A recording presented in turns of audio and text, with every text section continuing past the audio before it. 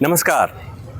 राजनीतिक दलों को चुनावी चंदा देने की स्कीम इलेक्टोरल बॉन्ड को सुप्रीम कोर्ट ने असंवैधानिक करार देते हुए रद्द कर दिया है। सुप्रीम कोर्ट का फैसला आज आया, लेकिन जब लोगों को पता चला कि सुप्रीम कोर्ट इस मामले में फैसला देने वाला है, तो बहुत कम लोगों को ये भरोसा रहा होगा कि इस मामले में सुप्रीम कोर्ट इस तरह का फैसला देगा।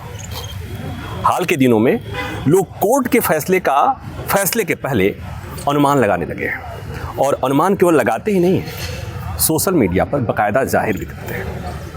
वजह चाहे जो भी रही होगी ये अनुमान लगाने की, लेकिन सुप्रीम कोर्ट ने और खुद CJI जस्टिस चंद्रचूड़ ने उन लोगों को चौंका दिया है। चुनावी चंदे पर रोक, इसके मायने क्या है, क्या असर पड़ने वाला है, इस पर बात करेंगे हम। इस मामले में वकील वरुण ठाकुर हमारे साथ हैं, सुप्रीम कोर्ट के वकील हैं और AOR हैं। वरुण, जैसा मैंने कहा, बहुत कम लोगों को उम्मीद होगी कि सुप्रीम कोर्ट से इस तरह का फैसला आ रहा है। हाँ, एक ट्रेंड तो ऐसा बन गया था, बीच में ऐसा लग रहा था, लोगों को एक प्रिजम्पशन हो जाता, लोग प्रेडिक्ट कर लेते हैं। पर लोग ये नहीं समझते कि जो भी डिसीजन आते हैं लोग को एलोबरेट करते हैं, उसके कंसिक्वेंस देखते हैं और उसके हिसाब से ही जजमेंट आता है। और ये जो स्कीम थी, ये प्राइमा फेसी आप देखें, forget the lawyer in law fraternity, हम एक जो डेमोक्रेटिक कॉन्सेप्ट की जो चर्चा करते हैं, जो हमें बात करते हैं डेमोक्रेसी की, कि हमारा जो डेमोक्रेटिक स्ट्रक्चर कैसे होगा, इसमें ये कॉन्सेप्ट है कि जनता ही इस डेमोक्रेसी का मेन बिंदु है, कोर इशू है, और जनता ही सरकार बनाती है ताकि वो अपने लिए अपने एक सुसंगत तरीके से। हाँ, डेमोक्रेसी का नाम ही है of the people for the people, जनता के लिए, जनता का, यस। और जनता को ही इसमें जानने का अधिकार का हनन हो गया। इसमें अटॉर्नी जनरल ने भी कह दिया कि नहीं, जनता वोटर्स को कोई राइट नहीं है जानने का। तो सुप्रीम कोर्ट भी शॉक था कि ये ऐसा कैसे हो सकता है। मैं एक बार दर्शकों को बता दूं, इसमें दर्शकों को ये बता दूं कि इलेक्टोरल बॉन्ड में स्कीम में ये व्यवस्था थी कि कौन किसको चंदा दे रहा है और कितना दे रहा है। ये गोपनीय थी ये जानकारी, और ये किसी को नहीं जानकारी दी जाती थी। लेकिन अदालत में जब मामला सुनवाई के लिए आया, तो सुनवाई के दौरान कोर्ट ने भी कहा और याचिकाकर्ताओं की तरफ से भी कहा गया कि ये जो गोपनीयता है केवल उन लोगों के लिए है जो सरकार के बाहर है। सरकार को पता चल जाता है, क्योंकि SBI के जरिए ये बॉन्ड जारी होता था, तो SBI को पता होता था, सरकार को पता होता था, और साथ ही साथ एजेंसियां जब चाहें तब जानकारी इकट्ठा कर सकती थी। और गोपनीयता के ही आधार पर, गोपनीयता के ग्राउंड पर इसे चैलेंज किया गया था। और अटॉर्नी जनरल ऑफ इंडिया, जो देश के सबसे बड़े विधि अधिकारी होते हैं, सरकार के भी सबसे बड़े विधि अधिकारी होते हैं और देश के सबसे बड़े विधि अधिकारी होते हैं, संवैधानिक पद है, संविधान में व्यवस्था है। और अटॉर्नी जनरल के पद को ऐसे समझिए कि वो संसद के सदस्य नहीं होते हुए भी संसद को संबोधित कर सकते हैं, इतना महत्वपूर्ण पद है। अगर किसी मामले में सरकार को, कानूनी मसले में सरकार को कोई राय लेनी होती तो अटॉर्नी जनरल, कई बार तो सुप्रीम कोर्ट के जजों को भी किसी मामले में राय लेनी होती तो अटॉर्नी जनरल की राय की ज़रूरत होती है, और अटॉर्नी जनरल से राय ली जाती है। उस अटॉर्नी जनरल ने कोर्ट में कहा कि जानने का अधिकार तो जनता को है, लेकिन सब कुछ जानने का अधिकार नहीं है। और सब कुछ जानने के अधिकार में उन्होंने ये दुहाई दी थी, ये दलील दी थी कि पॉलिटिकल पार्टियों को चंदा कौन दे रहा है और कहाँ से दे रहा है, इसके बारे में जानने का अधिकार नहीं था।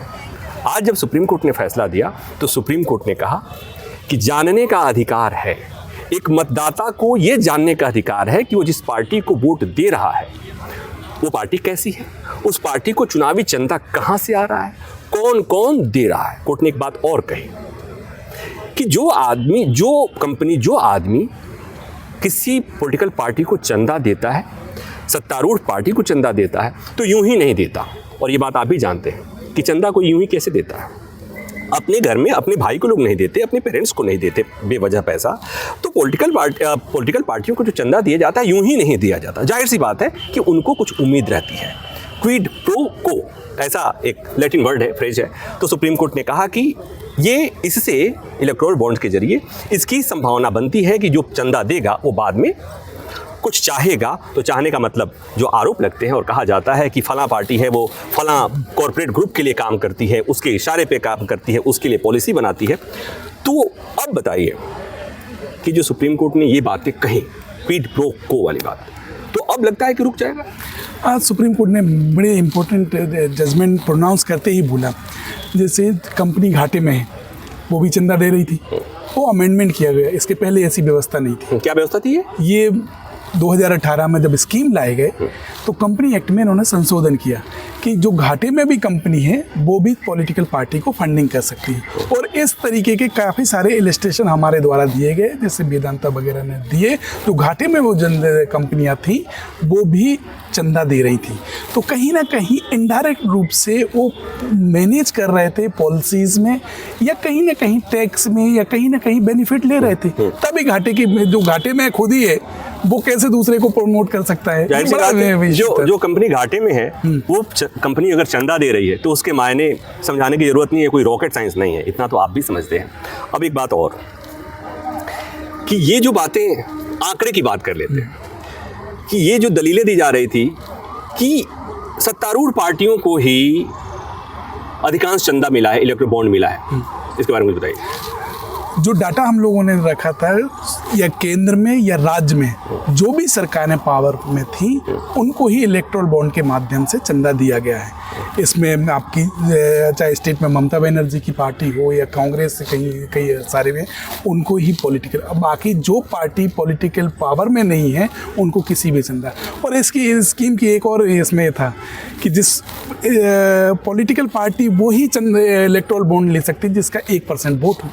तो कहीं ना कहीं आर्टिकल 14 का भी वायलेशन हो रहा था कि भाई पॉलिटिकल पार्टी तो सभी हैं, अगर उसको स्टार्टअप ही करने में फंडिंग से रोक दिया जाता है तो वो कैसे अपने आप को एक लेवल प्लेइंग फील्ड पे लाएगी।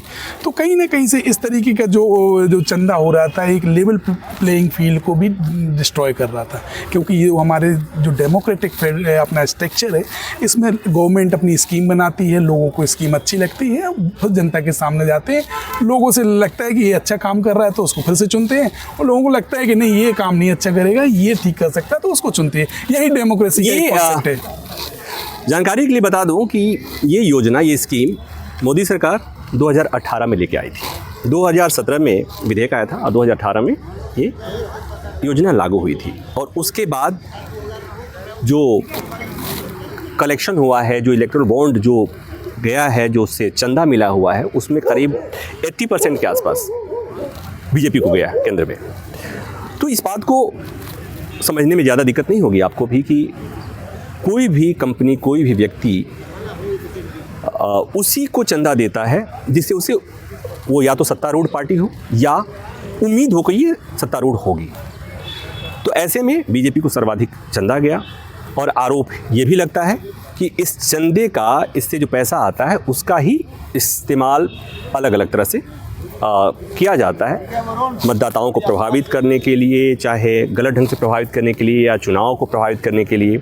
और जैसा वरुण ठाकुर ने बताया, वरुण ये तो हो गया केंद्र की बात कि बीजेपी को सर्वाधिक चंदा मिला हुआ है। राज्यों में जो पार्टियां हैं, मसलन अगर हम बात करें वेस्ट बंगाल, ममता बनर्जी, जहाँ कांग्रेस की सरकारें हैं, वहाँ पर भी चंदा तो सत्तारूढ़ पार्टी को मिलता है। अब जो भी जो है पार्टी स्टेट में हो या सेंट्रल में हो, चंदा उन्हीं को मिला है, बाकी पार्टी जो पावर में नहीं है उनको कुछ भी नहीं मिला है। ये मैं आपको डाटा के हिसाब से बता दूं, उनको एक भी इलेक्ट्रल बॉन्ड के माध्यम से चंदा नहीं मिला। हालांकि जो यहाँ पे एक पिटिशनर थी जो कम्युनिस्ट पार्टी, उन्होंने चंदा लेने से मना कर दिया था कि हम चंदा नहीं चैलेंज कर रहे हैं। तो वहाँ पर हमारे वन ऑफ द को पिटिशनर थे, उन्होंने चंदा लेने से, इलेक्ट्रल बॉन्ड के जो चंदा लेने से मना किया हुआ था।